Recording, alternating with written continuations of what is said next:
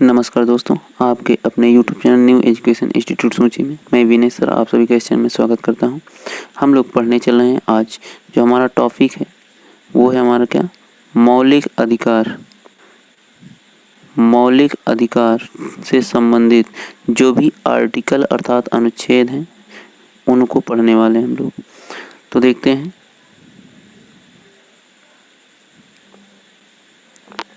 क्या कहा गया है।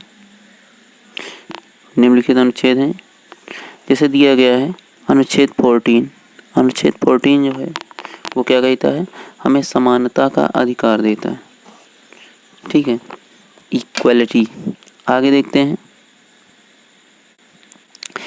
अनुच्छेद यानी आर्टिकल 15, धर्म, जात, जन्म, लिंग, स्थान के आधार पर भेदभाव का निषेध करता है।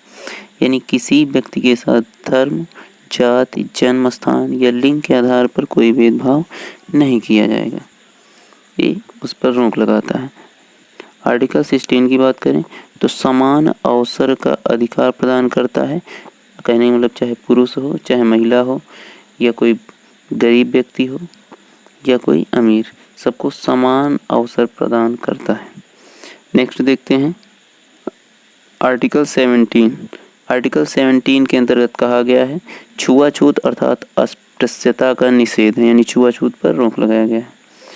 आर्टिकल 18 की बात करें तो ये उपाधियों पर रोक लगाता है, ठीक है, लेकिन कुछ क्षेत्रों की उपाधियां जो हैं वो लागू होंगी, जैसे पद्मश्री, पद्म भूषण इन पर लागू होता है, या भारत रत्न जो किसी को मिलता है तो उस पर भी लागू होता है। लेकिन अन्य जैसे कोई राजा महाराजा है तो उस पर ये मतलब उपाधियों को क्या करता है, रोकता है, यानी उस पर रोक लगाता है। नेक्स्ट देखते हैं आर्टिकल 19 कहता है अभिव्यक्ति और विचार की स्वतंत्रता का अधिकार। अभिव्यक्ति का मतलब अपने विचारों को हम किसी के सम्मुख क्या कर सकते हैं, प्रकट कर सकते हैं, या अपने विचार जो भी हैं उनको रख सकते हैं, तो ये आर्टिकल 19 कहता है। नेक्स्ट देखते हैं क्या दिया गया है।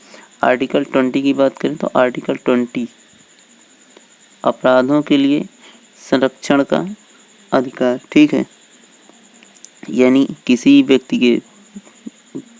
को शोषित नहीं किया जाएगा, यानी उसे परेशान नहीं किया जाएगा, यानी कोई भी अपराध है तो उससे सुरक्षा किसी अन्य व्यक्ति को प्रदान करना ही हमारा क्या है, आर्टिकल 20 के अंतर्गत रखा गया है।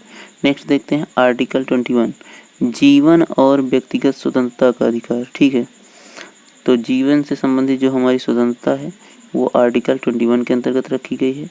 नेक्स्ट देखते हैं आर्टिकल 21A में कहा गया है शिक्षा का अधिकार, यानी 6 से 14 वर्ष के जो बच्चे हैं उनके लिए निःशुल्क शिक्षा प्रदान की जाए और साथ में उनको शिक्षा का अधिकार प्राप्त है, यानी 6 से 14 वर्ष के जो बच्चे हैं निःशुल्क शिक्षा, ठीक है, साथ में इनको किसी कंपनी में जॉब के तौर पे नहीं रखा जाएगा, ठीक है, विशेषकर जो खतरनाक कार्य हो, ठीक है। आगे देखते हैं आर्टिकल 22 कहता है कुछ मामलों में गिरफ्तारी और निषेध के खिलाफ संरक्षण। अगला है आर्टिकल 23 है मानव तस्करी और बेगारी पर निषेध। मानव तस्करी का मतलब जो पुरुष या महिलाओं को जो बेचते हैं उस पर रोक लगाता है, और बेगारी प्रथा जो बहुत पहले चल रही थी उस पर भी ये रोक लगाता है, अर्थात बदमुआ मजदूरी से भी राहत देता है।